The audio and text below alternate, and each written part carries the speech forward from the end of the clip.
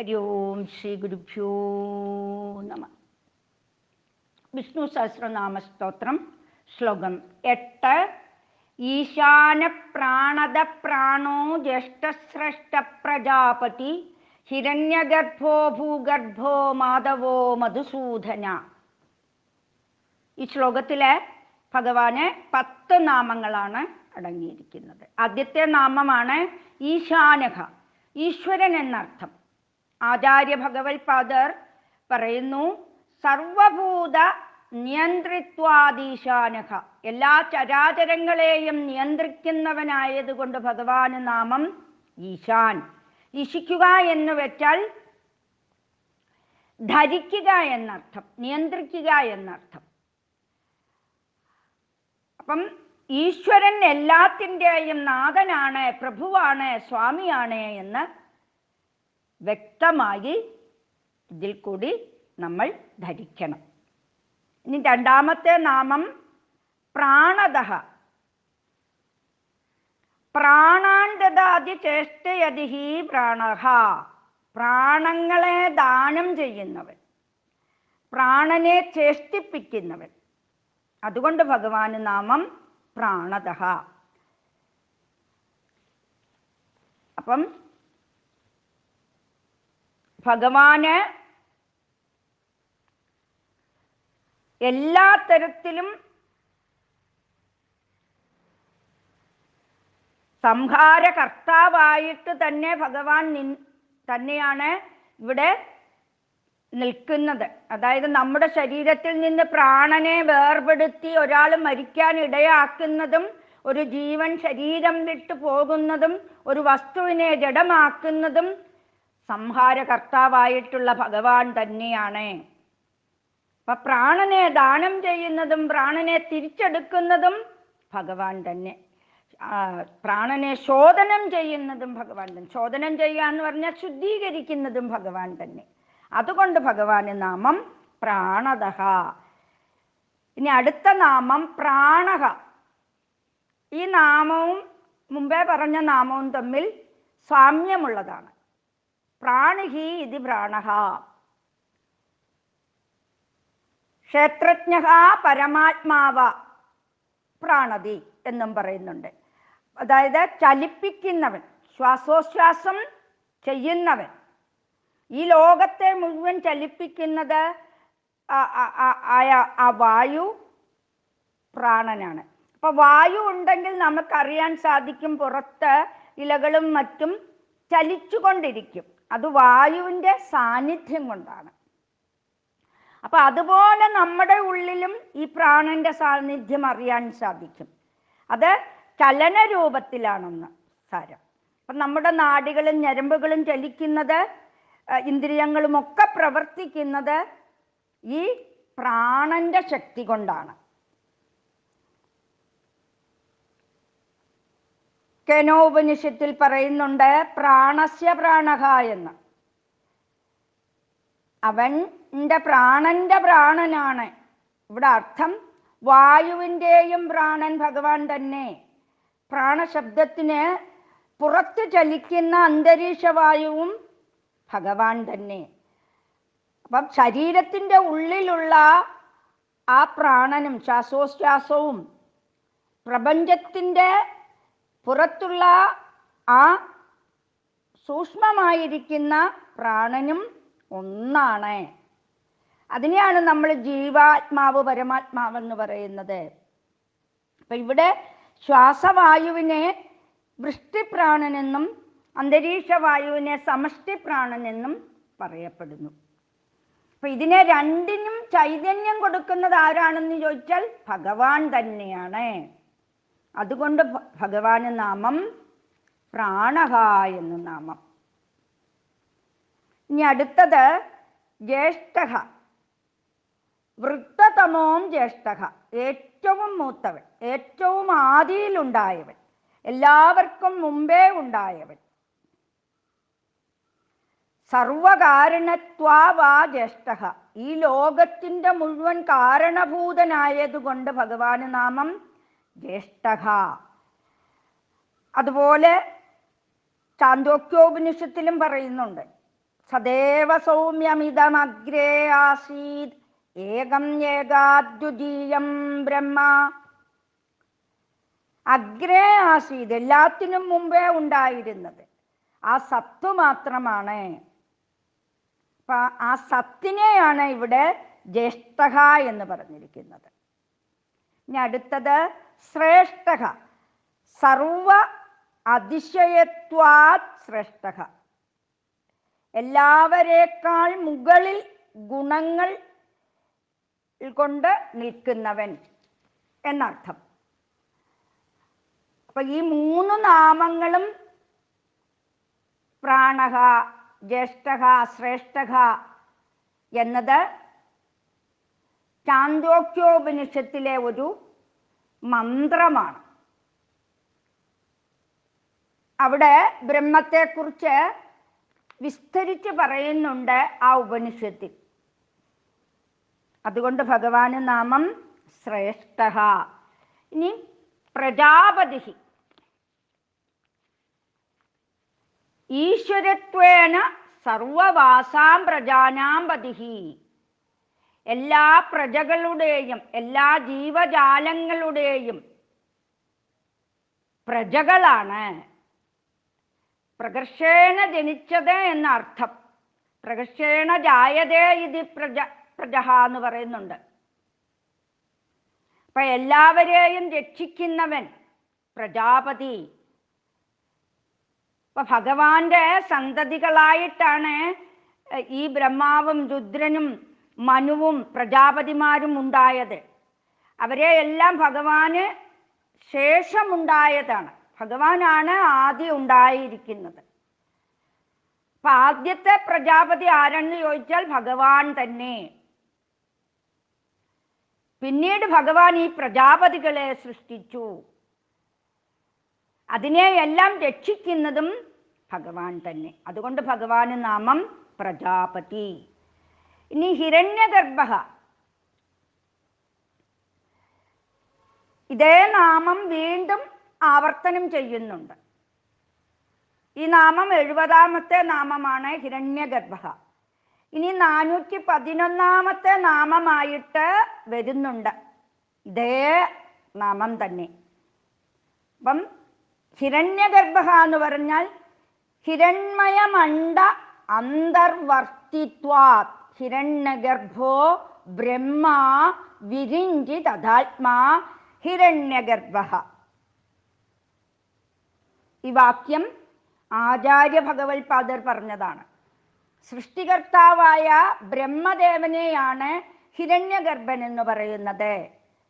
ഇവിടെ വിരിഞ്ചി എന്നും വിരിഞ്ചൻ എന്നും വേദാവെന്നും വിധാതാവെന്നും ഒക്കെ പറയുന്നത് ബ്രഹ്മാവിൻ്റെ പര്യായ ശബ്ദമാണ്. ഏറ്റവും കൂടുതൽ ഉപയോഗിച്ചിട്ടുള്ള പദം ബ്രഹ്മാവും വിരിഞ്ചനുമാണ്.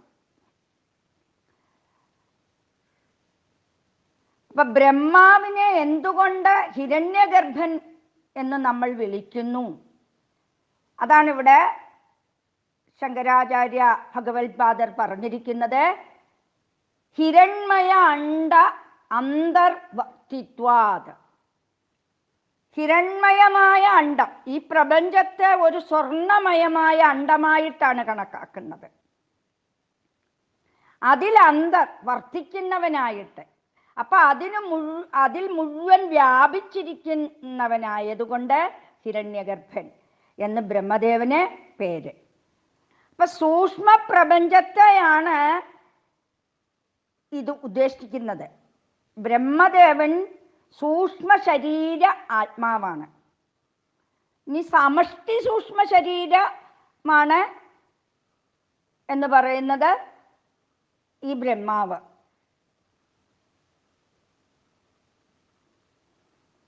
അപ്പൊ എങ്ങനെയാണോ നമ്മൾ ഓരോരുത്തർക്കും മനസ്സ്, ബുദ്ധി, അഹങ്കാരം, ചിത്തം, ഇങ്ങനെ 4 അന്ധക്കരണങ്ങളുണ്ട്. അത് സൂക്ഷ്മ ശരീരമാണ്. ആ സൂക്ഷ്മ ശരീരത്തെയാണ് ഇവിടെ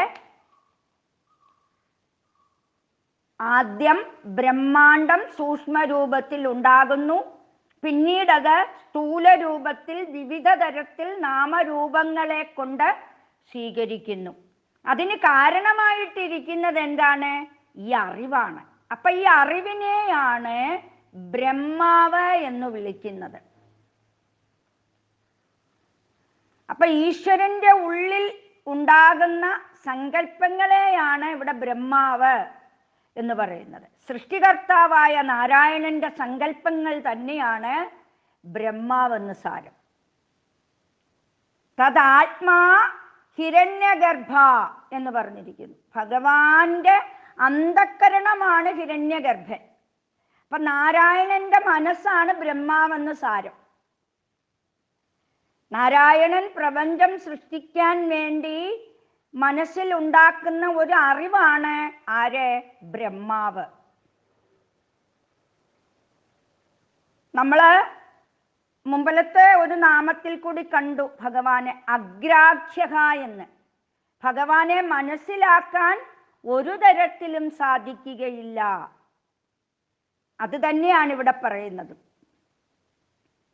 അപ്പൊ ഇതൊക്കെ ഗ്രഹിക്കണമെങ്കിൽ നമുക്ക് ആദ്യം എന്ത് വേണം?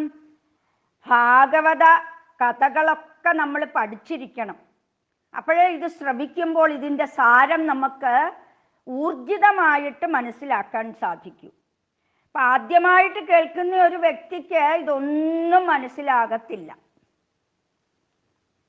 ഇത് വീണ്ടും വീണ്ടും വീണ്ടും നമ്മൾ ഇട്ട് കേൾക്കുമ്പോഴാണ് അതിൻ്റെ സത്തായ കാര്യം നമുക്ക് കുറച്ചെങ്കിലും മനസ്സിലാക്കുവാൻ സാധിക്കുന്നത്. അപ്പൊ ഇവിടെ ബ്രഹ്മാവും നാരായണനും ഒന്നു തന്നെ. ഭഗവാന്റെ നാഭി കമലത്തിൽ നിന്നാണ് ബ്രഹ്മാവ് ഉത്ഭവിച്ചത്. അപ്പൊ അവര് രണ്ടും രണ്ടല്ല, ഒന്നാണെന്ന് സാരം.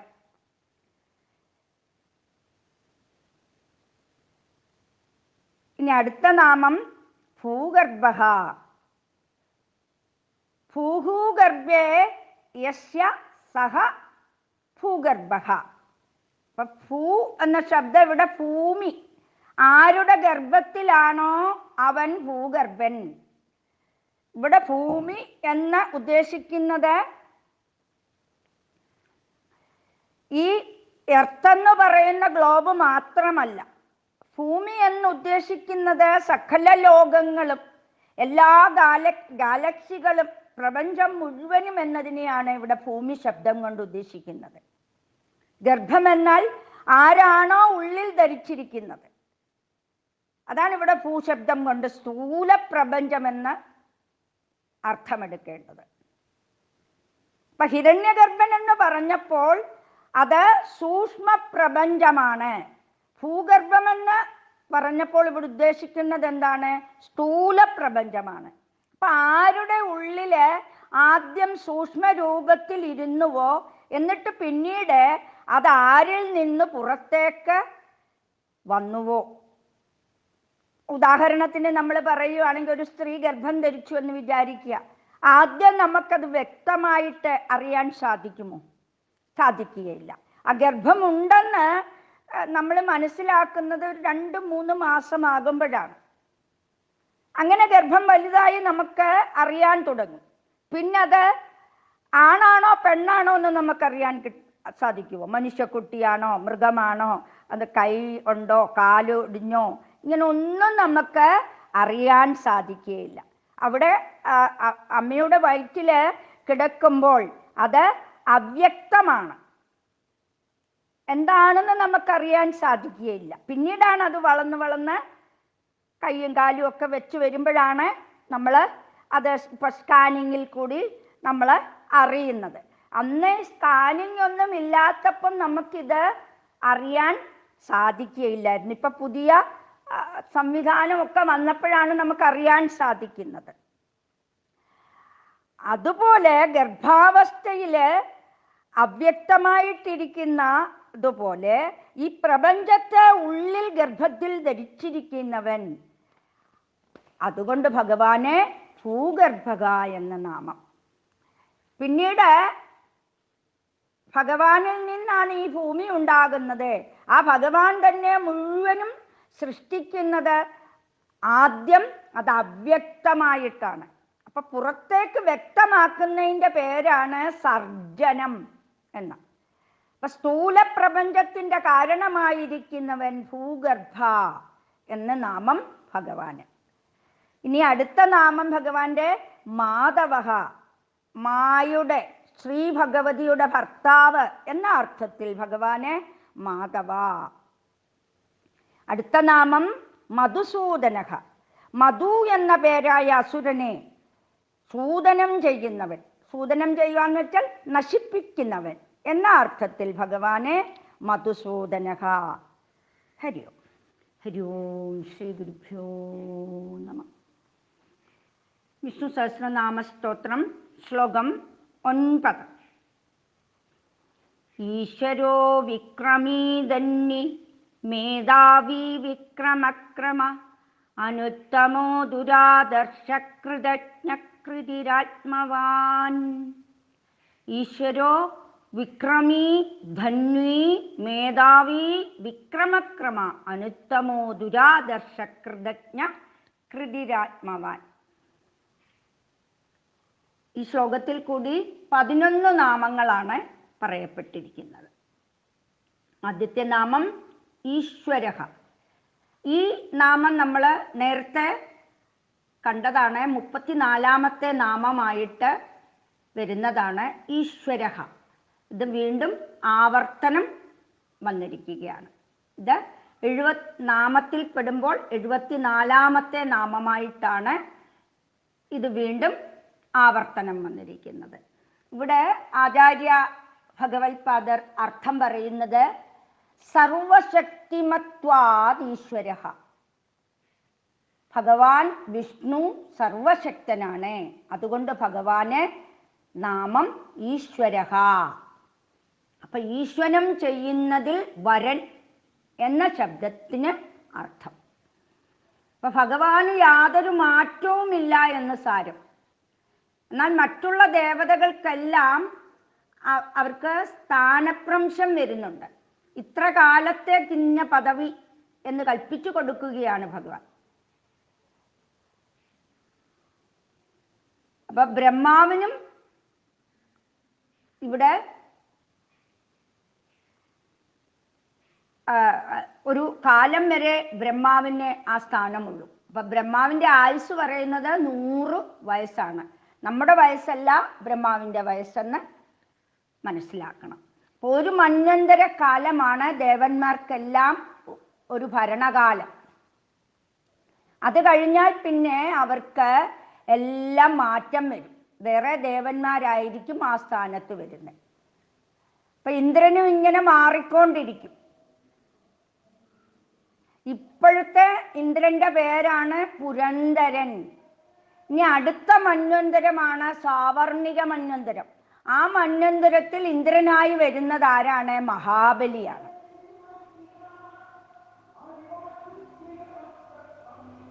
അപ്പൊ ഇവിടെ ഭഗവാന് യാതൊരു മാറ്റവുമില്ല, എന്നും ഒരേ സ്ഥാനം തന്നെയായിരിക്കും ഭഗവാന്. അതുകൊണ്ടാണ് ഭഗവാനെ ഈശ്വരഃ എന്ന് പറയുന്നത്. ഇനി അടുത്ത നാമം വിക്രമി. ഇതും വീണ്ടും ആവർത്തിക്കുന്ന ഒരു നാമമാണ്. 99ാമത്തെ നാമമാണ് ഈ നാമം. വിക്രമഃ ശൗര്യം യോഗാത് വിക്രമി. ശൗര്യം എന്നാൽ ഗുണം. ആ ഗുണം ആർക്കാണോ ഉള്ളത് അവൻ വിക്രമി. അപ്പം ശൗര്യത്തിന് പല അർത്ഥങ്ങളുണ്ട്. പരാക്രമം, വീര്യം, ധൈര്യം എന്നൊക്കെ അർത്ഥങ്ങളുണ്ട്. അപ്പൊ ആർക്കൊക്കെ പരാക്രമം കൊടുത്തിട്ടുണ്ടോ അത് ഭഗവാൻ തന്നെയാണ് അവർക്ക് കൊടുത്തിരിക്കുന്നത് എന്ന് സാരം. അതുകൊണ്ട് ഭഗവാന് നാമം വിക്രമി. ഇപ്പൊ പരാക്രമം കാണിച്ചിട്ടുള്ള അവതാര പുരുഷന്മാരാണ് പരശുരാമനെ, ശ്രീരാമചന്ദ്രനെ ഒക്കെ. എന്നാല് വ്യാസമഹർഷിയും കപില അവതാരവും നാരദാവതാരവും ഒക്കെ വിക്രമം കാണിക്കുന്നില്ല.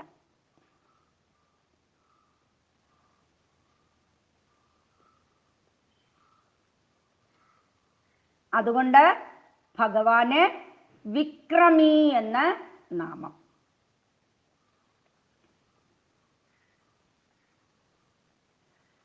ഇനിയും അടുത്ത നാമം ധന്വി. ധനുഹു അസ്യ അസ്തി ധന്വി. ധനുസ്സുകൊണ്ട്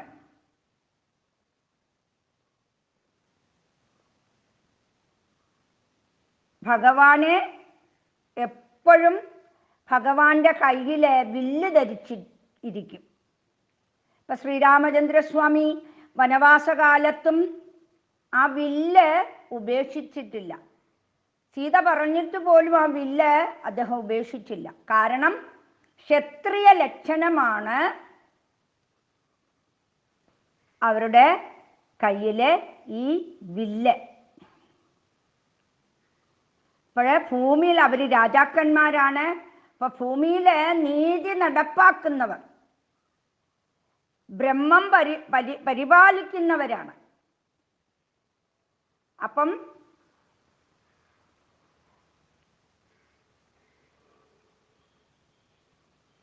ശിക്ഷിക്കുക എന്നവർക്ക് അധികാരമുണ്ട്, അർഹതയുണ്ട്. അതുപോലെ രക്ഷിക്കാനും അധികാരമുണ്ട്. അപ്പം അതിൻ്റെ പ്രതീകമായിട്ടാണ് ശ്രീരാമചന്ദ്രസ്വാമി വില്ല് കൊണ്ടു നടന്നത്. അതുകൊണ്ട് ഭഗവാന് കോദണ്ഡരാമൻ എന്ന് പേര് വന്നത് അങ്ങനെയാണ്. ഇതുപോലെ തന്നെ വിഷ്ണുവിൻ്റെ കയ്യിലും വില്ലുണ്ട്. അപ്പൊ വിഷ്ണുവിൻ്റെ കയ്യിലെ വില്ലിൻ്റെ പേരാണ് ശാർങ്ങം.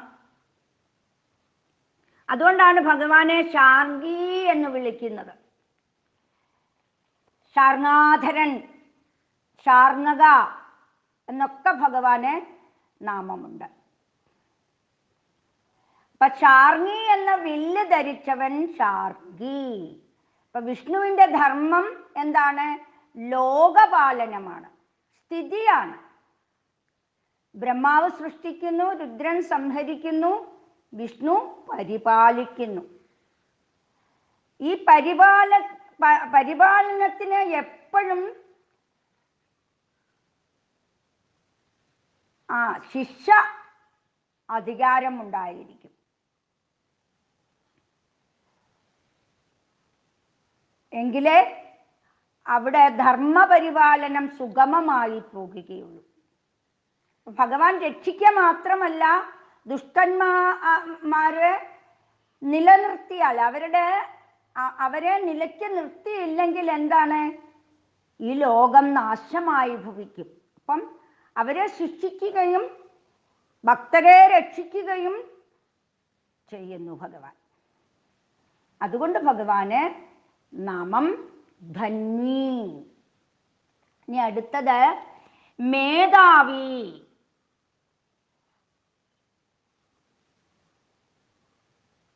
വിക്രമഃ.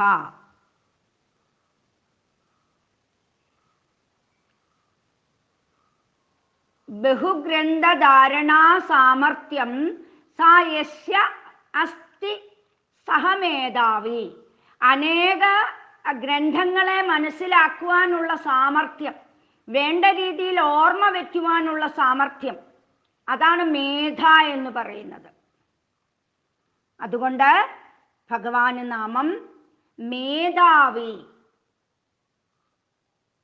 അടുത്തത് വിക്രമഃ.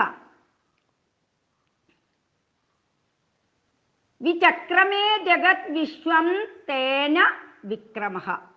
വിക്രമിക്കുക എന്ന് പറഞ്ഞാൽ കാലെടുത്തു വെക്കുക എന്നർത്ഥം. ഇപ്പൊ ക്രമ എന്ന ധാതുവിന്റെ അർത്ഥം പാദത്തെ വിക്ഷേപിക്കുക. ഇപ്പൊ കാലെടുത്തു വെക്കുക, അതിലൂടെ അനേക ഉപസർഗങ്ങൾ ചേർന്ന് ഒരുപാട് പദങ്ങൾ ഉണ്ടായിട്ടുണ്ട്. സംക്രമം, പരാക്രമം, പരിക്രമം, അഭിക്രമം, അനുക്രമം, ഇങ്ങനെ ക്രമമെന്ന ധാതുവിനോട് ചേർന്ന് അർത്ഥങ്ങൾ മാറ്റിയെടുക്കുവാൻ ഒരുപാട് വാക്കുകൾ ഉണ്ട്. അപ്പൊ ഇവിടുത്തെ അർത്ഥം ക്രമം എന്നത് കാലെടുത്തു വെക്കുക എന്നതാണ്. അപ്പൊ ജഗത്ത്, ഈ വിശ്വത്തെ മുഴുവൻ സത്യത്തിൽ ഭഗവാൻ 2 അടി കൊണ്ട് അളന്നെടുത്തു. തേന വിക്രമഃ, അതുകൊണ്ട് അവൻ വിക്രമൻ. ഭഗവാൻ വാമനമൂർത്തിയായിട്ട് വന്ന് മഹാബലിയോട് 3 അടി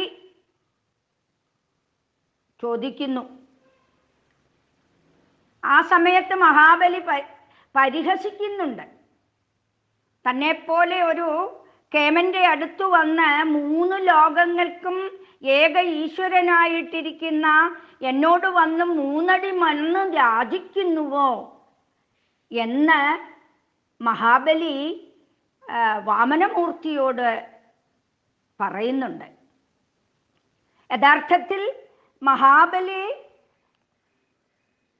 മനസ്സിലാക്കുന്നില്ല വന്നയാള് ഭഗവാനാണെന്നുള്ളത്. ഇപ്പൊ നാരായണീയത്തില് 31-ാം ദശകത്തില് മഹാബലി വാമനമൂർത്തിയോട് പറയുന്നുണ്ട്, വിശ്വേശം നാം ത്രിപദമിഹ കിം യാജസേ ബാലിശസ്തം സർവാം ഭൂമിം ഋണു കിമ അമുനേത്യാലപത്താം സദർഭ്യൻ. നീ ബുദ്ധിയില്ലാത്തവനാണ്.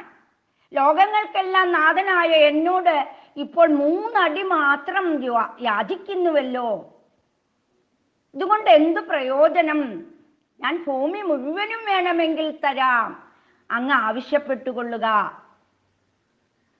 എന്ന് പറഞ്ഞുകൊണ്ട് ഭഗവാനെ പരിഹസിക്കുന്നുണ്ട്. യഥാർത്ഥത്തിൽ ഭഗവാനാണ് വന്നതെന്ന് മഹാബലിക്ക് അറിയത്തില്ല.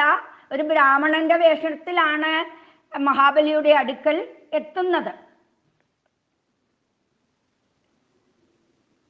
അപ്പോൾ വാമനമൂർത്തി പറയുന്നുണ്ട്, എനിക്ക് 3 അടി മാത്രം മതി, പക്ഷേ എൻ്റെ കാലുകൊണ്ട് ഞാൻ അളന്നെടുക്കും.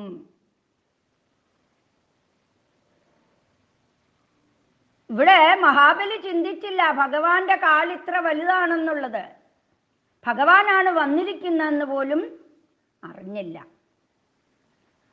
യഥാർത്ഥത്തിൽ ഈ പ്രപഞ്ചത്തെ മുഴുവൻ സൃഷ്ടിച്ച് പരിപാലിച്ച് സംഹരിച്ചു കൊണ്ടുപോകുന്ന വ്യക്തിയാണ് തൻ്റെ മുമ്പിൽ നിൽക്കുന്നത് എന്നുള്ളത് അറിഞ്ഞില്ല മഹാബലി. ഇതുപോലെയാണ് നമ്മളും. ഭഗവാൻ എല്ലാം നമുക്ക് അകമഴിഞ്ഞു തരുമ്പോൾ നമുക്ക് അഹങ്കാരം കൊണ്ട് നമ്മുടെയാണ് എന്നുള്ള ഒരു ഭാവം നമ്മളിൽ ഉണ്ടാകും. അപ്പോഴാണ് ഭഗവാൻ ആ അഹങ്കാരത്തെ ശമിപ്പിക്കുവാൻ നമ്മുടെ അടുക്കൽ ഓരോ പരീക്ഷണത്തിനായി എത്തുന്നത്. അപ്പൊ ഇതിനെയൊക്കെ നമ്മൾ മനസ്സിലാക്കേണ്ട ഒരു കഥാരൂപത്തിലല്ല, അതിൻ്റെ പിറകിലുള്ള സത്യത്തെയാണ് നമ്മൾ മനസ്സിലാക്കേണ്ടത്. അപ്പൊ ഈശ്വരൻ പ്രച്ഛന്ന വേഷത്തിൽ വന്നു. മഹാബലി അപ്പോൾ ഭഗവാനോട് അഹങ്കാരത്തോടെ പറയുകയാണ്, ലോകാനാം ഏക ഈശ്വര മാം പ്രചോദിസ് സമാരാധ്യ. മഹാബലി സ്വയം പറയുകയാണ്, ഞാന് ഈശ്വരനാണ് എന്ന്. ഭഗവാനോടാണ് പറയുന്നത് ഞാൻ ഈശ്വരനാണ് എന്ന്. ഒന്ന് ഓർത്തു നോക്കൂ. അപ്പൊ അങ്ങനെ വാക്കുകളെ കൊണ്ട് പുകഴ്ത്തി പറഞ്ഞിട്ട്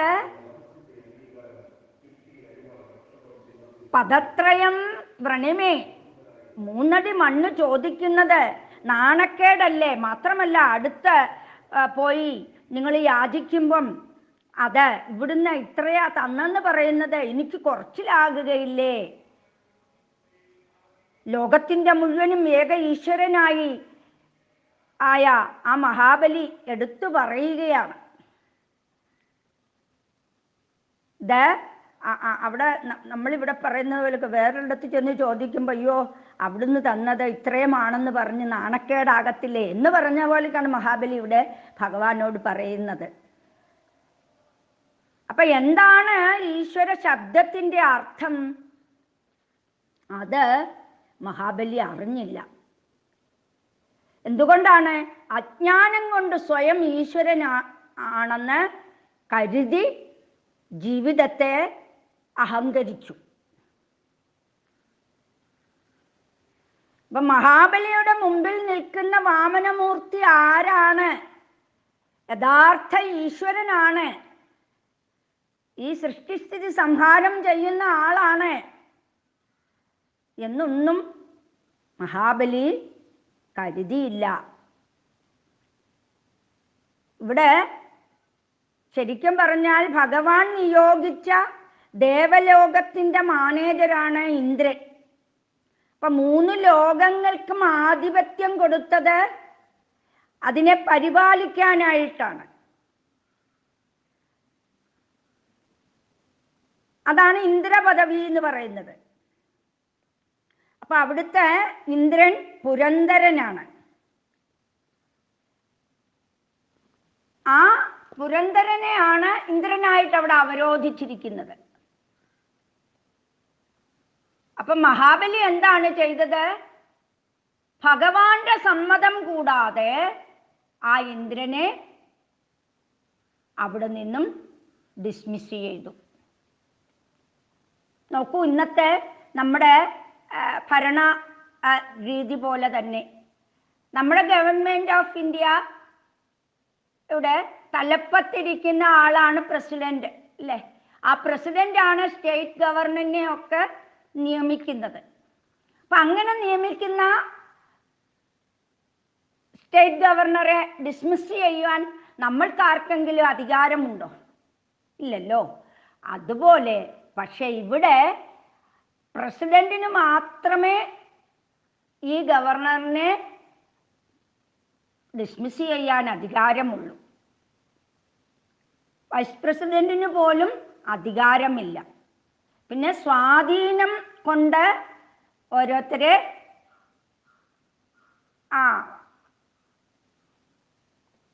ഓടിച്ചു വിടുന്നുണ്ട്. അതുപോലെ ഇവിടെ മഹാബലി ചെയ്ത തെറ്റ് അതാണ്. ഭഗവാന്റെ സമ്മതം കൂടാതെ ഇന്ദ്രനെ ആട്ടിക്കളഞ്ഞിട്ട് ഇന്ദ്രന് പരിപാലിക്കാൻ കൊടുത്ത 3 ലോകങ്ങളും ആധിപത്യം സ്ഥാപിച്ചു. മഹാബലി തൻ്റെ ബലം കൊണ്ട് പിടിച്ചെടുത്തതാണ്. പക്ഷെ അങ്ങനെ പിടിച്ചെടുക്കാൻ പാടില്ല. ഈശ്വര നിയമങ്ങളെ ലംഘിക്കലാണ്. അതാണ് മഹാബലി ചെയ്ത തെറ്റ്. അപ്പൊ അതിനാണ് ഈശ്വരൻ പ്രതിവിധിക്കായിട്ട് വളരെ അനുയോജ്യമായ വേഷത്തിൽ വന്നത്. എന്നുവെച്ചാൽ ബ്രാഹ്മണരെ പൂജിക്കുകയും ഒക്കെ ചെയ്യുന്ന വ്യക്തിയാണ് മഹാബലി എന്ന് ഭഗവാന് നല്ലവണ്ണം അറിയാം. അപ്പൊ അതുകൊണ്ടാണ് ആ വേഷത്തിൽ വന്നത്. എന്നാൽ പെട്ടെന്ന് ഭഗവാന് വേണമെങ്കിൽ ഹിരണ്യശുഭുവിനെ കൊന്നതുപോലെ മഹാബലിയെ കൊന്നിട്ട് തിരിച്ച് ഈ പദവിയെല്ലാം ഇന്ദ്രനെ തിരിച്ചേൽപ്പിക്കാം. പക്ഷെ ഭഗവാൻ അങ്ങനെ ചെയ്യത്തില്ല. മഹാബലിക്ക് കുറച്ച് അഹങ്കാരമുണ്ട്. ആ അഹങ്കാരത്തെ ഒന്ന് ശമിപ്പിച്ചിട്ട് ആ തെളിഞ്ഞ ശുദ്ധ ഹൃദയനാക്കി എടുത്തിട്ട് അദ്ദേഹത്തിന് നല്ലൊരു വാസസ്ഥാനമാണ് കൊടുത്തത്. നമ്മളൊക്കെ ധരിച്ചു വച്ചിരിക്കുന്നത് ഭഗവാൻ പാതാളത്തിലേക്ക് ചവിട്ടിത്താഴ്ത്തി എന്നാണ്. ഒരു പുരാണങ്ങളിലും അങ്ങനെ ഒരു വാക്ക് പറയുന്നില്ല. പിന്നെ അത് എങ്ങനെയാണോ വന്നതെന്ന് നമുക്കറിഞ്ഞുകൂടാ. മലയാള ഭാഷയിൽ കൂടി ആരോ ഒരു കഥ പറഞ്ഞ് കേട്ട് അങ്ങനെ അത് നാട്ടിൽ മുഴുവനും പാട്ടായി. അങ്ങനെ നമ്മൾ തെറ്റിദ്ധരിച്ചു വെച്ചു. യഥാർത്ഥ ഇത് ഭാഗവതത്തിലൊക്കെ വായിക്കുമ്പോൾ നമുക്ക് മനസ്സിലാകും. ഭാഗവതം വായിക്കുന്നവരൊന്നും അർത്ഥം മനസ്സിലാക്കിയല്ല വായിക്കുന്നത്. അതുകൊണ്ടാണ് ഈ വിഷ്ണു സഹസ്രനാമം ചൊല്ലുമ്പോൾ അർത്ഥമറിഞ്ഞ് നമ്മൾ പഠിക്കണമെന്ന് പറയുന്നത്. അപ്പോഴേ നമുക്ക് അതിൻ്റെ ആഴവും വിസ്താരവും ഒക്കെ മനസ്സിലാകുകയുള്ളൂ. അല്ലാതെ ചുമ്മാതെ നമ്മൾ ജപിക്കുമ്പോൾ യാതൊരു ഫലവും നമുക്ക് കിട്ടുകയില്ല. ഇതുപോലെയാണ് ഓരോരുത്തരും ഭാഗവതം വായിക്കുന്നത്. ഭാഗവതത്തിൽ എല്ലാ ധർമ്മങ്ങളും എഴുതി വച്ചിട്ടുണ്ട് ഋഷീശ്വരന്മാർ. അതുപോലെയാണോ നമ്മൾ നടത്തുന്നത്? ഒരിക്കലുമല്ല. എല്ലാവരും ഭാഗവതം പോയി വായിക്കുന്നത് 11:30 വരെ വായിക്കാനുള്ള ആദ്യ ഭാഗം കുറച്ച് പഠിച്ചു വെക്കും. പിന്നെ ഉച്ച കഴിഞ്ഞ് ഊണ് കഴിഞ്ഞ് വായിക്കാൻ 4:30 മണി വരെ വായിക്കാനുള്ള ഭാഗം നന്നായിട്ട് പഠിച്ചു വെക്കും. ഇങ്ങനെയാണ് ഭാഗവതം വായിക്കാൻ അമ്പലത്തിൽ ചെല്ലുന്നത്. ഒരു ഭാഗവതം ശരിയാവണ്ണം പഠിച്ച് വരണമെങ്കിൽ എത്ര നാളുകൾ നമുക്ക് വേണ്ടി വരുമെന്ന് നമ്മൾ ഓരോരുത്തരും മനസ്സിലാക്കണം. ഇതുപോലെ ഓരോ അർത്ഥങ്ങളും വിസ്തരിച്ച് പഠിച്ചു കഴിഞ്ഞാൽ അത് നമ്മളിലുള്ള അഹങ്കാരം ഒരിക്കലും ഉയർത്തിക്കൊണ്ടുവരുവാൻ നമുക്ക് കഴിയുകയില്ല. അഹങ്കാരത്തെ താത്ത് നമുക്ക് ആ പാടെ തുടച്ചു മാറ്റുവാൻ ഈ ശുദ്ധക്രിയകളിൽ കൂടി നമുക്ക് സാധിക്കും. അതിനാണ് നാം അർത്ഥമറിഞ്ഞ് പഠിക്കണമെന്ന് പറയുന്നത്. അപ്പം ഇവിടെ ഭഗവാന് ആ അഹങ്കാരം മാറ്റിക്കൊടുക്കണമെന്നുള്ളത് മാത്രമേ വിചാരിച്ചുള്ളൂ. അങ്ങനെ 2 അടി കൊണ്ട് സർവ്വതും ഭഗവാൻ അളന്നു തീർത്തു. 3-ാമത്തെ അടി ചോദിച്ചപ്പോൾ കൊടുക്കാനില്ല. അപ്പൊ ഭഗവാൻ ചോദിക്കുന്നുണ്ട്, നീ പറഞ്ഞില്ലേ നീ ഈശ്വരനാണെന്ന്? ഈശ്വരനാണെങ്കിൽ നീ ഉണ്ടാക്കൂ. ഈശ്വരന്മാർക്കെല്ലാം വർദ്ധിപ്പിക്കാൻ കഴിവുണ്ട്. അങ്ങനെ നിന്നിൽ കഴിവുണ്ടെങ്കിൽ നീ വർദ്ധിപ്പിക്കൂ എന്ന്. അപ്പോഴാണ് മനസ്സിലായത്, ഞാൻ ഈശ്വരനല്ല. ആ അഹങ്കാരമൊക്കെ പോയി വിനയാന്വതനായി ഭഗവാന്റെ മുന്നിൽ സാഷ്ടാംഗം പ്രണമിക്കുകയാണ്. തല ഇങ്ങനെ കുനിച്ചു പ്രണമിക്കുകയാണ്. ഞാൻ ചെയ്ത തെറ്റിനെ എന്നോട് അപരാധം പൊറുക്കണേ എന്ന് പറയുകയാണ്. ആ സമയത്ത് ഭഗവാന് വിശ്വരൂപ ദർശനം മഹാബലിക്ക് കൊടുക്കുന്നുണ്ട്. ആ വിശ്വരൂപ ദർശനത്തിൽ കൂടിയാണ് എല്ലാം തന്നിൽ അടങ്ങിയിരിക്കുന്നു, ഈ ലോകങ്ങൾ മുഴുവനും തന്നിൽ അടങ്ങിയിരിക്കുന്നു എന്ന് മഹാബലിക്ക് ദർശിക്കാനിടയായത്. അപ്പം നമ്മൾ ആ കഥ പഠിച്ചു വച്ചിരിക്കുന്നത് പോലെ അല്ല യഥാർത്ഥ കാര്യങ്ങൾ എന്നുള്ളത് നമ്മൾ മനസ്സിലാക്കണം. അപ്പം അതുകൊണ്ടാണ് ഭഗവാനെ ത്രിവിക്രമൻ എന്നർത്ഥം വന്നിരിക്കുന്നത്. ഇവിടെ അടുത്തത്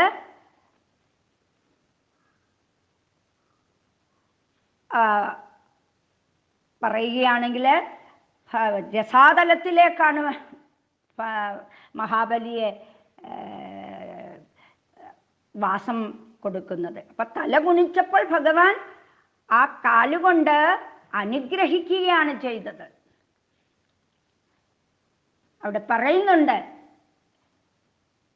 എൻ്റെ പൂർവികർക്ക് ഞാൻ നാണക്കേട് ഉണ്ടാക്കരുതേ, പ്രഹ്ലാദന്റെ പൗത്രനായ ഞാൻ നുണ പറഞ്ഞു എന്ന് വരരുതേ ഭഗവാനെ, ഞാൻ പറഞ്ഞ വാക്കിനെ സത്യമാക്കി ചെയ്യാൻ എന്നെ അനുഗ്രഹിക്കണേ, അങ്ങയുടെ പാദം അഹങ്കാരത്തിന്റെ സ്ഥാനമായ എൻ്റെ ശിരസിൽ വെച്ച് എന്നെ അനുഗ്രഹിച്ച് ആ 3-ാമത്തെ അടി അളക്കണേ ഭഗവാനെ എന്നാണ് മഹാബലി ഭഗവാനോട് പറയുന്നത്.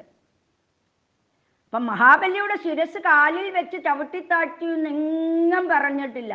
ഭാഗവതത്തിൽ പറഞ്ഞിട്ടില്ല, വിഷ്ണു പുരാണത്തിൽ പറഞ്ഞിട്ടില്ല. പിന്നെ ഈ കഥ ആരോ ഉണ്ടാക്കിയതാണ്. അങ്ങനെ ഏറ്റവും വൈകുണ്ഠത്തെ പോലൊക്കെ അത്രയും പദവിയിലുള്ള ഒരു സ്ഥലമാണ് ഭൂമിക്കടിയിലെ രസാതലം എന്ന് പറയുന്നത്. ആ രസാതലത്തില് ഭഗവാനാണ് കാവലായിട്ട് മഹാബലിക്ക് നിൽക്കുന്നത്. അപ്പൊ കഥ എവിടെ കിടക്കുന്നു? നമ്മൾ മനസ്സിലാക്കിയ കഥ എവിടെ കിടക്കുന്നു? അപ്പൊ ഭഗവാൻ അളന്നെടുക്കുകയല്ല ചെയ്യുന്നത്. സത്യത്തില് അതൊക്കെ ഒരു പറയുന്നു എന്ന് മാത്രമേ ഉള്ളൂ. വാസ്തവത്തിൽ എന്താണ് അതിൻ്റെ തത്വം? അതാണ് കഥയായിട്ടെടുക്കല്ലെന്ന് പറയുന്നത്. അതിൻ്റെ പിറകിലെ സത്യം എന്താണ്? ഭഗവാൻ തൻ്റെ വിശ്വരൂപം കാണിച്ചു കൊടുത്തു. യഥാർത്ഥ ഉടമസ്ഥൻ ഞാനാണ് ഈ വിശ്വത്തിൻ്റെ. ഈ വിശ്വം എൻ്റെ ശരീരമാണ്, എൻ്റെ രൂപമാണ്. അതിലാണ് വിശ്വരൂപം ഇരിക്കുന്നത് എന്ന്. അതുകൊണ്ടാണ് വിഷ്ണു സഹസ്രനാമം ആദ്യം ചൊല്ലുമ്പം വിശ്വസ്മേ നമഃ എന്ന് പറയുന്നത്. ആദ്യത്തെ നാമം അതാണ്.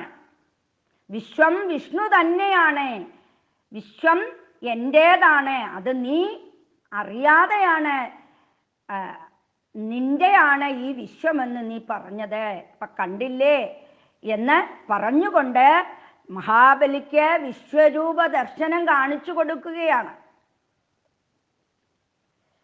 അത് മഹാബലി ശരിക്കും കണ്ടു. അപ്പൊ അത്രത്തോളം പുണ്യമുണ്ടായിട്ടാണ് മഹാബലിക്ക് അത് കാണാൻ സാധിച്ചതെന്ന് ഓർത്തു നോക്കൂ.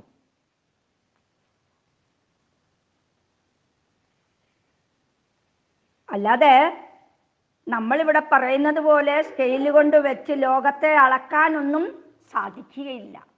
അതാണ് തത്വങ്ങൾ പഠിക്കുമ്പോൾ ദ്വയാർത്ഥങ്ങളുണ്ടെന്ന് നാം മനസ്സിലാക്കണം. ഭഗവാന്റെ ശരീരത്തിൽ ഈ വിശ്വത്തെ കാണിച്ചു കൊടുത്തു മഹാബലിക്ക്. ഇതെല്ലാം എന്നിൽ തന്നെയാണ് സ്ഥിതി ചെയ്യുന്നത്, നീ തെറ്റിദ്ധരിച്ചിരിക്കുകയാണ്. അപ്പൊ ശരിയായുള്ള അറിവ് മഹാബലിക്ക് കൊടുത്തു. ആ അറിവ് കിട്ടിയപ്പോഴാണ് മഹാബലി നല്ലവനായിട്ട് മാറിയത്. പിന്നീട് വലിയ ഒരു പരിണാമമാണ് മഹാബലിയിൽ ഉണ്ടാകുന്നത്. അപ്പം ഭഗവാനെ ആക്രമിക്കാൻ വേണ്ടി അസുരന്മാർ മുഴുവനും വരുമ്പോഴ് മഹാബലി ഓടിച്ചു വിടുന്നുണ്ട്. നിങ്ങൾ എന്താണ് ഈ കാണിക്കുന്നത്? കാലസ്വരൂപനായിട്ടുള്ള ഈശ്വരനോടാണോ നിങ്ങൾ കാണിക്കുന്നത് എന്ന് മഹാബലി പറയുന്നുണ്ട്. അപ്പൊ അതുകൊണ്ടാണ് ഭഗവാനെ വിക്രമ എന്ന നാമം വന്നിരിക്കുന്നത്. ഇനി അടുത്തത് ക്രമഃ. ക്രമഃ എന്ന് വെച്ചാൽ ക്രമണാത്, ക്രമ ഹേതുത്വാത് ക്രമ. ക്രമ എന്ന് വെച്ചാൽ സഞ്ചരിക്കുക. അപ്പൊ സഞ്ചരിക്കുവാനുള്ള ആ ശക്തി ഭഗവാൻ തരുന്നു. ഒരു സ്ഥലത്തു നിന്ന് മറ്റു സ്ഥലത്തിലേക്ക് വ്യാപിക്കുവാനുള്ള ശക്തി വിഷ്ണുവിൻ്റെ ശക്തിയാണ്. നമ്മുടെ ഓരോ അവയവങ്ങൾക്കും ഓരോ ദേവതകളുണ്ട്. കണ്ണുകൾക്ക് സൂര്യനാണ് ദേവത, കാതുകൾക്ക് ദിക്കാണ് ദേവത. ഇതൊക്കെ നമ്മൾ മനസ്സിലാക്കാതെയാണ് നമ്മൾ എന്തൊക്കെയോ വായിച്ച് നമ്മൾ പോകുന്നു. അർത്ഥമൊന്നും പഠിക്കാതെ ഞാൻ കുറേ നാളായി വിഷ്ണു സഹസ്രനാമം ജപിക്കുന്നു, എനിക്ക് ഫലമൊന്നും കിട്ടുന്നില്ല എന്ന് പറയുന്നവർ കുറേ പേരുണ്ട്. അതിൻ്റെ അർത്ഥവും വ്യാപ്തിയും ഒക്കെ പഠിച്ചു കഴിയുമ്പോൾ നമുക്ക് ഒരു സ്വാർത്ഥ ബുദ്ധിയും നമ്മുടെ ഉള്ളിൽ ഉണ്ടാകത്തില്ല എന്ന് തീർത്തും പറയുന്നു. അപ്പൊ ഭഗവാന്റെ ലീലകൾ എത്ര കേട്ടാലും നമുക്ക് മതി വരത്തില്ല. ഭക്ഷണം കഴിക്കാൻ പോലും സത്യത്തിൽ മറന്നുപോകും നമ്മൾ. അത്രയ്ക്കും ആണ് മാധുര്യം നിറഞ്ഞതാണ്, ആനന്ദദായകമാണ് ഭഗവാൻ എന്നുള്ള സത്യം നാം ഓരോരുത്തരും ഓർക്കണം. അതുകൊണ്ട് സഞ്ചരിക്കുവാനുള്ള ശക്തി ഭഗവാൻ തരുന്നു. അതുകൊണ്ട് ഭഗവാനെ ക്രമഃ. ഇനി അടുത്തത് അനുത്തമഃ. അവിദ്യമാനഃ ഉത്തമോ യസ്മാത് സഹ അനുത്തമഃ. യാതൊരുവനിൽ നിന്നും ഉത്തമനായിട്ടുള്ളവൻ. അപ്പൊ വേറെ ഒരാളെ കാണില്ല. ഭഗവാനേക്കാൾ മുകളിലായിട്ട് ഉത്തമനായിട്ട് മറ്റൊരാളില്ലാത്തത് കൊണ്ട് ഭഗവാനെ അനുത്തമൻ എന്ന് വിളിക്കുന്നു. അപ്പൊ ഭഗവാനെക്കാട്ടിലും ഉത്തമനായിട്ട് മുകളിലില്ല, വേറൊരാളില്ല എന്നർത്ഥം നമ്മൾ ധരിച്ചിരിക്കണം. ഇവിടെ അനുത്തമഃ എന്ന് പറഞ്ഞാൽ ഉത്തമൻ ഇല്ലാത്തവൻ എന്നാണ് അർത്ഥം. അപ്പൊ ഭഗവാന്റെ മുകളിൽ മറ്റൊരു ഉത്തമനില്ല എന്ന് നമ്മൾ അർത്ഥമെടുക്കണം. ഇനി അടുത്തത് ദുരാദർശ. ദൈത്യാദിഭിഹി ദർശയിതും ന ശക്യതേ ഇതി ദുരാദർശഃ. ദർശയിതു എന്ന് പറഞ്ഞാൽ ദർശിക്കുക. ദൈത്യാഭിഹി ദൈത്യന്മാരോട്, ദേവന്മാരോട്, രാക്ഷസന്മാരോട്, മനുഷ്യരോട് ആരാലും കീഴ്പ്പെടുത്താൻ സാധ്യമല്ലാത്തത്. അതുകൊണ്ട് ഭഗവാന് നാമം ദുരാദർശക. അപ്പൊ അഹന്തയും അഹങ്കാരവും കൊണ്ട് ഭഗവാനെ നമുക്ക് കിട്ടുകയില്ല എന്ന് നാം മനസ്സിലാക്കണം. അപ്പൊ ശരിയായ ശ്രദ്ധയും ഭക്തിയുമാണ് ഭഗവാനെ ലഭിക്കുവാനുള്ള ഏക മാർഗം. അപ്പൊ ശ്രദ്ധയും ഭക്തിയും വേണം. ശ്രദ്ധയില്ലെങ്കിൽ നമ്മളിതെല്ലാം വായിച്ചു മനസ്സിലാക്കാൻ കഴിവില്ല. ശ്രദ്ധയോടുകൂടി കേട്ട് നമ്മുടെ മനസ്സ് നിറയ്ക്കണം. നമ്മൾ ഭക്ഷണം വയറ് നിറച്ച് കഴിക്കുന്നത് പോലെ ആ ഭക്ഷണത്തെ എല്ലാം നമ്മൾ കുറച്ചിട്ട് നമ്മൾ എന്ത് ഭക്ഷണമാണ് നിറയ്ക്കേണ്ടത്? ഈ ഭക്ഷണം നമ്മൾ നിറയ്ക്കണം. അപ്പൊ ഭഗവാന്റെ നാമങ്ങൾ ഇങ്ങനെ കേട്ട് കേട്ട് കേട്ട് കേട്ട് നമുക്ക് ഭക്ഷണത്തിനോട് ആസക്തി കുറയും. അതാണ് ശരിയായ ഭക്തിയുള്ളവർക്ക് അമിതമായ ആഹാരം അവർ കഴിക്കുകയില്ല. അതുകൊണ്ട് ഭഗവാന് ദുരാദർശക. ഇനി അടുത്തത് കൃതജ്ഞ. കൃതം ജാനാതീതി കൃതജ്ഞ. കൃതം എന്നാൽ കർമ്മം എന്നിവിടെ അർത്ഥം. ഓരോരുത്തരും ചെയ്ത കർമ്മങ്ങളെ അറിയുന്നവനാണ് കൃതജ്ഞൻ. നമ്മൾ ചെയ്യുന്ന എല്ലാ കർമ്മങ്ങളും ഭഗവാൻ അറിയുന്നു. നമ്മളിപ്പം ഭൂമിയിൽ നമ്മൾ ഓരോ കർമ്മങ്ങൾ ചെയ്യുമ്പോൾ നമ്മുടെ വീട്ടിലുള്ളവർ പോലും ആ കർമ്മത്തെ അറിഞ്ഞെന്ന് വരില്ല. പക്ഷേ ഭഗവാൻ നമ്മുടെ കർമ്മങ്ങൾ അറിയുന്നുണ്ട് എന്ന് നമ്മൾ ധരിക്കുക. അപ്പം അതില് നമ്മൾ എപ്പോഴും കൃതജ്ഞരാകണം. ആരേലും എന്തെങ്കിലും നമുക്കൊരു ഉപകാരം ചെയ്തിട്ടുണ്ടെങ്കിൽ അതിൽ നമ്മൾ നന്ദിയുള്ളവരായിരിക്കണം. അത് മറക്കാൻ പാടില്ല എന്ന് ഭഗവാൻ പഠിപ്പിക്കുന്നു. അതാണ് ഭഗവാന് കൃതജ്ഞക എന്ന നാമം.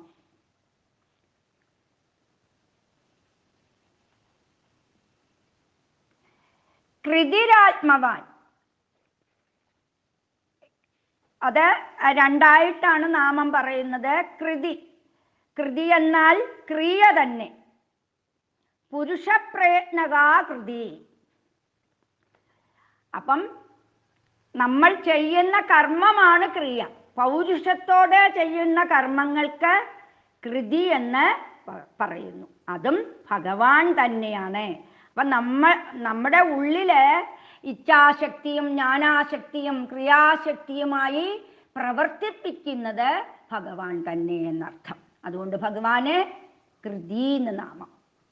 ഇനി അടുത്തത് ആത്മവാൻ. സ്വമഹിമാ പ്രതിഷ്ഠതത്വാദ് ആത്മവാൻ. സ്വമഹിമയിൽ പ്രതിഷ്ഠിതനായിരിക്കുന്നത് കൊണ്ട് ആത്മവാൻ.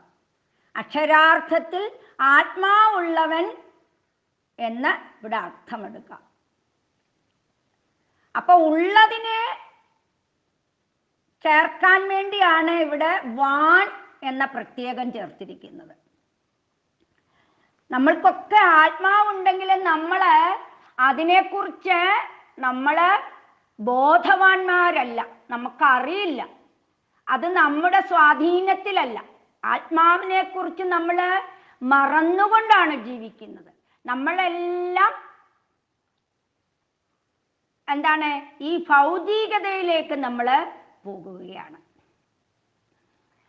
ഭൗതികത കുറച്ചൊക്കെ നമുക്ക് വേണം. പിന്നീട് നമ്മൾ അതിനെ കുറച്ച് കൊണ്ടുവന്ന്, അതായത് ഭഗവാൻ സൃഷ്ടി ചെയ്യുന്നത് പോലെ തന്നെയാണ് നമ്മളും സൃഷ്ടി ചെയ്യുന്നത്. നമ്മുടെ ബാല്യം കഴിഞ്ഞു, കൗമാരം കഴിഞ്ഞു, യൗവനം കഴിഞ്ഞു. ആ യൗവനത്തില് നമ്മൾ വിവാഹിതരായി. പിന്നെ നമ്മൾ എന്താണ് ചെയ്യുന്നത്? വീണ്ടും നമ്മൾ സൃഷ്ടി ചെയ്യുന്നു. കുഞ്ഞുങ്ങളുണ്ടായി, അവരെ പരിപാലിച്ചു, അവരെ ഒരു നിലയിലാക്കി കഴിഞ്ഞ് പിന്നെ നമ്മൾ ആ മക്കളിൽ തൂങ്ങി നിൽക്കാൻ പാടില്ല. പിന്നെ നമ്മൾ എന്താണ് ചെയ്യേണ്ടത്? നമ്മുടെ മനസ്സിനെ നമ്മളിലേക്ക് തിരിക്കുക.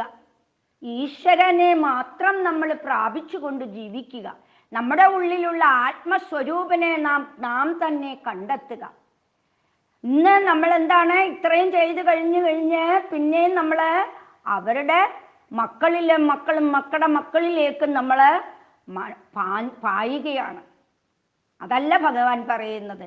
സൃഷ്ടി പരിപാലനമൊക്കെ കഴിഞ്ഞ് അവരെ ഒരു നിലയിൽ എത്തിച്ച് ഒരാളുടെ കയ്യിൽ ഏൽപ്പിച്ചു കഴിഞ്ഞാൽ പിന്നെ അവിടെ നമ്മുടെ ധർമ്മം തീർന്നു. പിന്നെ നമ്മൾ എന്താണ് തിരിച്ചു ഭഗവാനിലേക്ക് പോരുക.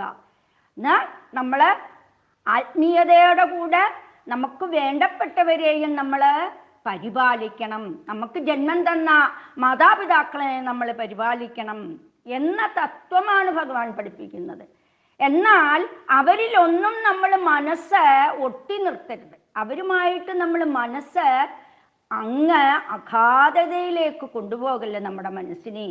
എന്നാൽ അവർക്ക് വേണ്ട ധർമ്മങ്ങൾ നമ്മൾ ചെയ്യുകയും വേണം. ധർമ്മത്തിൽ നിന്നും വ്യതിചലിക്കാതെ നമ്മൾ നമ്മുടെ ഈശ്വരനിലേക്ക് തിരിയൂ എന്നാണ് ഭഗവാൻ നമ്മളെ പഠിപ്പിക്കുന്നത്. അപ്പം ഭഗവാനെ സംബന്ധിച്ച് ആത്മസ്വരൂപനായി തന്നെ, സച്ചിദാനന്ദ സ്വരൂപനായി തന്നെ, ആത്മാവിൽ തന്നെ തന്നിൽ തന്നെ രമിക്കുന്നവനാണ് ഭഗവാൻ. അതുകൊണ്ടാണ് ഭഗവാനെ ആത്മാവാൻ എന്ന് ഇവിടെ നാമം വന്നത്. ഹരി ഓം.